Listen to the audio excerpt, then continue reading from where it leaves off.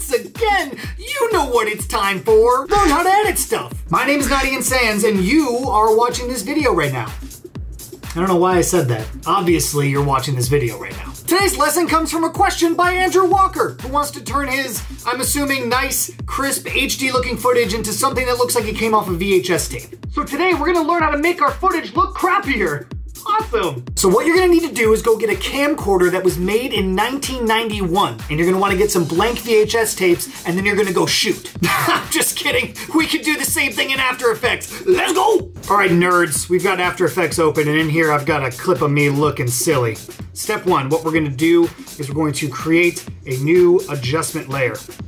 And what we're gonna add onto this adjustment layer is some contrast. So go to brightness and contrast, let's drop it on that adjustment layer, and let's boost up that contrast just a little bit. Say 50, right? So that's looking pretty good. If you turn this on and off, giving it some more contrast. Brilliant! All right, so what we're gonna do is we're gonna pre-compose this layer, and we're gonna name this one main. And then what we're gonna do is we're gonna duplicate this 3 times. And so for each one of these, let's go main red, main blue, and main green. And so then we're gonna come over here and we're gonna come to shift channels. So we're gonna drop it on this first one, main red. And as you can see up here, it has red, green, and blue. So for the red, we're gonna leave the red on and we're gonna turn off green. There you go. And then for same thing for blue. We'll come down here and we will turn off red and turn off green and leave it blue. If you mute this layer, you'll see that that one's blue underneath. And then for green, we're gonna do the same thing. We're gonna mute red off and we're gonna mute blue off. So now if you see, we have RGB colors here, right? Brilliant. So what we're gonna do is we're gonna turn the layer mode to add, right? So if we turn all these to add, you'll see that our footage goes back to normal. You can leave this one down here normal. I think if you turn it to add, it won't really do anything. So we're gonna leave this one on normal for now. And then check this out. What I'm gonna do is I'm gonna select the red layer and I'm going to hold down shift and I'm just gonna hit the arrow key over once. Now you see how it's starting to give us that weird VHS look? So shift is a little too extreme. So I'm gonna go over just 3 pixels there. And on blue, I'm gonna go to the right 3 pixels or a little bit more just so it's starting to show outside of the red.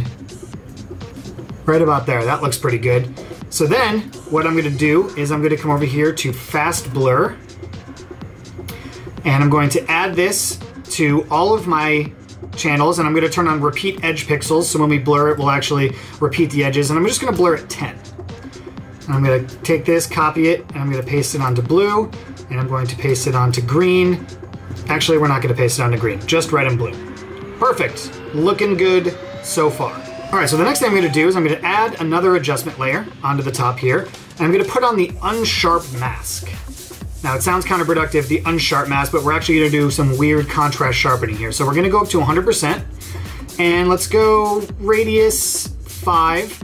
We'll leave the threshold at 0, and we can play with the radius a little bit. So we'll go to radius 6. That looks pretty good.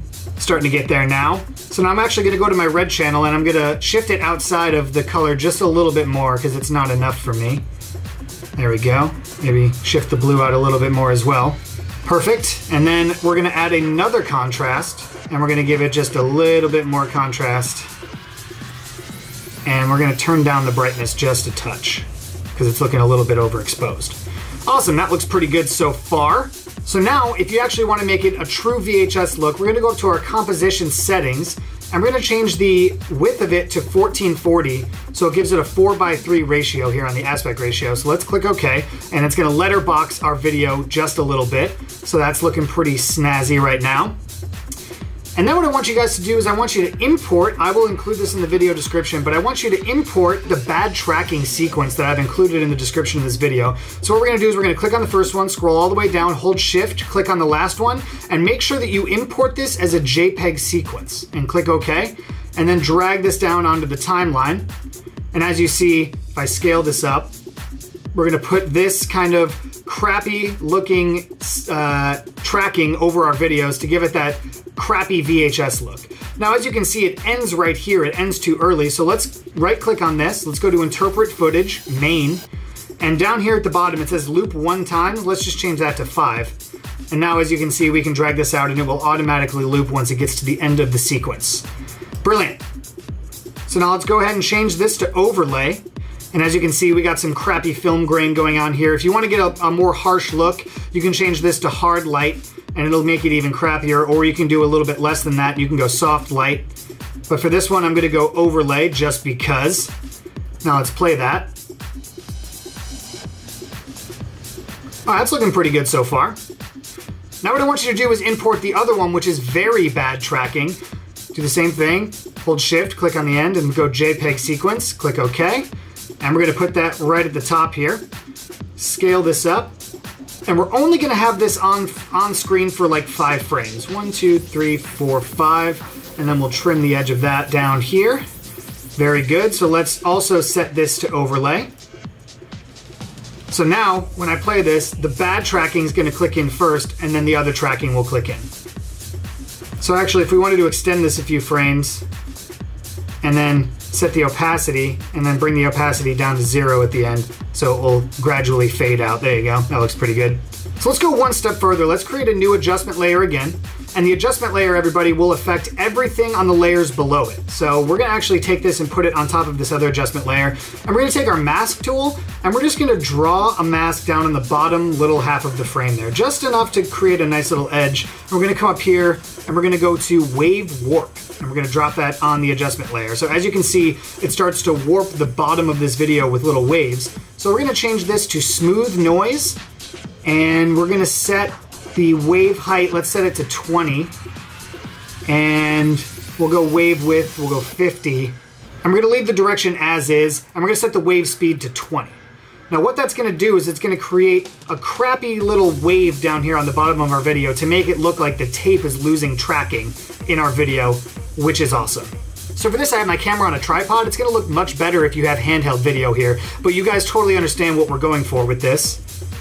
And then we're going to actually duplicate this layer, and we're going to bring it over again to the very end so that the bad tracking happens there too.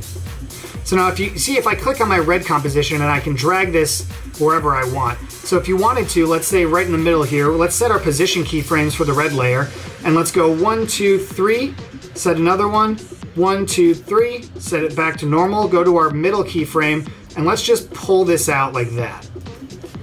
So now, as you see, when I play this, it'll actually separate the dimensions a little bit. So you can do that as many times as you want to give it that kind of VHS RGB tracking look. And now for the piece de resistance, let's go to Layer, New, Solid. Doesn't matter what color it is, let's click OK. And then we're gonna come over here and type in number. And we're gonna drag that right onto this white solid down here. So I downloaded a VCR font from the internet, which I'll include in the video description as well. So we're going to select the VCR font, we're going to align it right in the center, and we're going to click OK. So now as you see right in the center of my composition, I have some numbers there. We're going to turn the decimal places down to 0. We're going to turn the color to white. And then we're going to click on this later and we're going to scale it up here. We don't want to scale it in the numbers plugin itself because the numbers will look too clean. We want it to look crappy like it's a VCR. So we're going to scale it up here. So as you can see, I got my 0.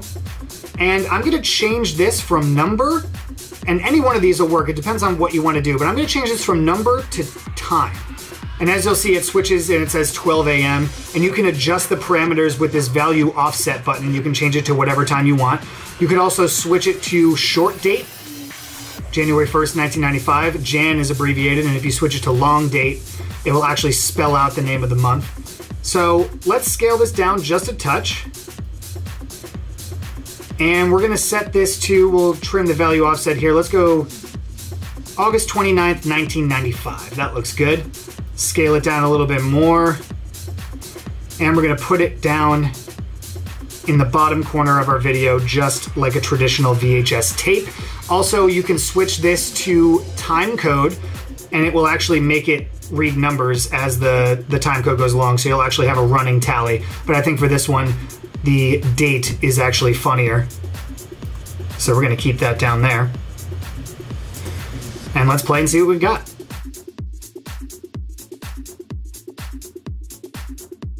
So So I know specifically in the comment you asked how you do a fast rewind or fast forward. What you can do is you can speed up your footage and then do the same exact thing here, and it will look like it's rewinding and fast forwarding at a very fast pace.